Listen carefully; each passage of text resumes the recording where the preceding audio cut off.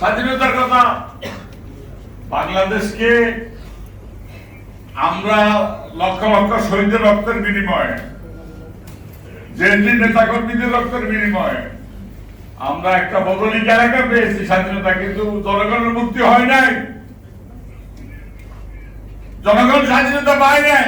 এখানে কর্মীরা স্লোগান দিচ্ছে, জেএনজির উপরে যদি রিসার্চ না হয়, গবেষণা না হয়, একটা দেশে রাজনৈতিক দলকে কিভাবে ক্ষমতাসীন সরকার অত্যাচার করতে পারে এবং কিভাবে রাজনৈতিক দল টিকে থাকতে পারে, দর্শকদের উপরে গবেষণা না হলে, রিসার্চ না হলে। গতকালকে পত্রিকা আপনারা দেখেছেন, আজকেও আছে। আজকে ঢাকা বিশ্ববিদ্যালয়ের সামনে যে বট গাছ, এই বট গাছ কিন্তু পাকিস্তান আমলের, ব্রিটিশ আমলের বট গাছ নয়। ওখানে 200 মার্চে পতাকা উঠেছিল।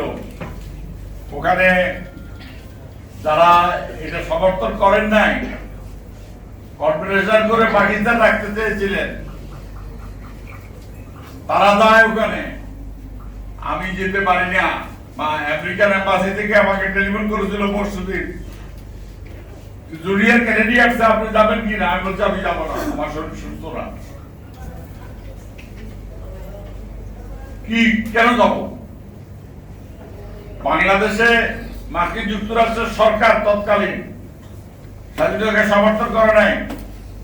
একটি মাত্র মানুষ, একটি মাত্র নেতা সিনিয়র কেনেডি মার্কিন জনগণকে নিয়ে বাংলাদেশের মুক্তিযুদ্ধকে সমর্থন করেছিল। স্বাধীনতার পরে যখন এসেছে, এত বড় সম্বর্ধনা, এত গর্জিয়াস আর সম্বর্ধনা কোথাও হয় নাই। পাকিস্তান আমলে সেই বটগাছটা পাকার মেয়ে তুলে ফেলেছিল। সেখানে কেনেডিকে দিয়ে আমি, আমার বন্ধু আব্দুল কুদ্দুস মাখন, ডাকসু সেক্রেটারি, তিনজনে হাতে ধরে এই বটগাছটা লাগিয়েছিলাম। এই ইতিহাসকে আপনারা জানেন? জানে? আজকে ঢাকা বিশ্ববিদ্যালয়ের ছাত্ররা জানে না? আজকে যুব সমাজ জানে? আজকে আন্দোলন করার সময় হলো যুবকদের, ছাত্রদের।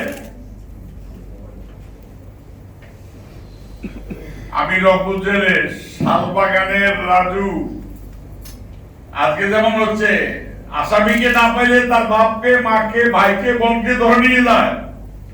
রাজুর বাচ্চা দুধের কোলে শিশুকে সহ তার স্ত্রীকে জেলখানে নিয়ে এসেছে। আমি এই বাচ্চার জন্য দুধ কিনেছি।